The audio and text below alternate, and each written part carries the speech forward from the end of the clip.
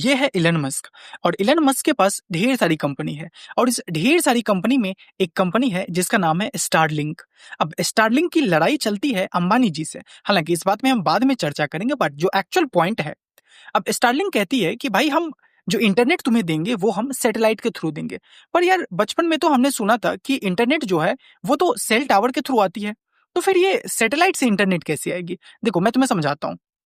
देखो ये है स्टारलिंक डिश, जो कि तुम अपने छत पे बेसिकली इसको इंस्टॉल करोगे। ओके, तो क्या फिर स्टारलिंक डिश के थ्रू हमें इंटरनेट मिलेगा?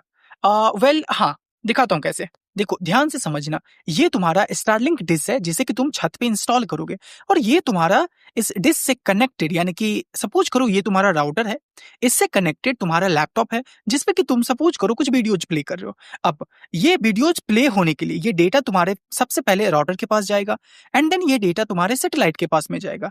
नाउ सैटेलाइट के पास में डेटा जाएगा। अब सैटेलाइट जो है इस ग्राउंड स्टेशन को तुम्हारा डेटा भेजेगा। ओके, तो फिर ये ग्राउंड स्टेशन क्या है? तो तुम ऐसा समझ सकते हो कि ग्राउंड स्टेशन एक बड़ा सा सेल टावर है। हालांकि cell tower and ground station अलग अलग चीजें हैं, बट एग्जाम्पल के लिए तुम ऐसा समझ सकते हो कि एक बड़ा सा सेल टावर है।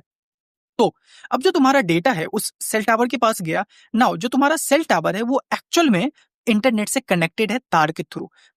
तो जो भी तुम्हारा डेटा है, जो भी तुमने रिक्वेस्ट किया, वो अब इंटरनेट से इस ग्राउंड स्टेशन को मिल गया। नाउ इस ग्राउंड स्टेशन से फिर वो सैटेलाइट के पास पहुंच गया, एंड देन सैटेलाइट से इस यूजर टर्मिनल पे पहुंच गया। ओके, तो फिर तुम्हारे मन में आएगा कि यार इस सैटेलाइट से ही जब बार बार कनेक्ट कर रहे हैं तो फिर ऐसा है ना कि इस यूजर टर्मिनल को तुम सीधा ग्राउंड स्टेशन से कनेक्ट कर दो।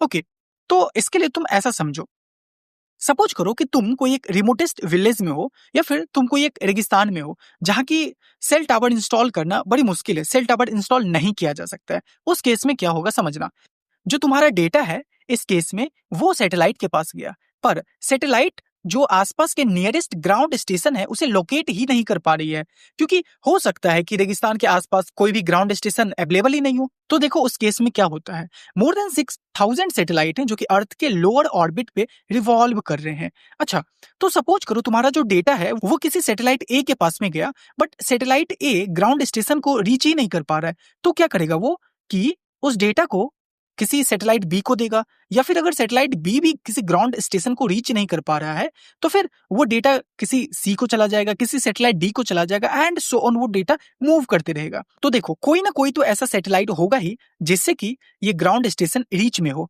अब एक बार तुम्हारा डेटा अगर ग्राउंड स्टेशन तक पहुंच गया तो फिर ये तो एक्चुअल में इंटरनेट से कनेक्टेड है। अब तुम्हारा डेटा क्या हुआ, फिर वो डेटा को रिट्रीव करेगा, अगेन वो सैटेलाइट के पास आएगा, एंड अगेन वो डेटा तुम्हारे पास आ जाएगा।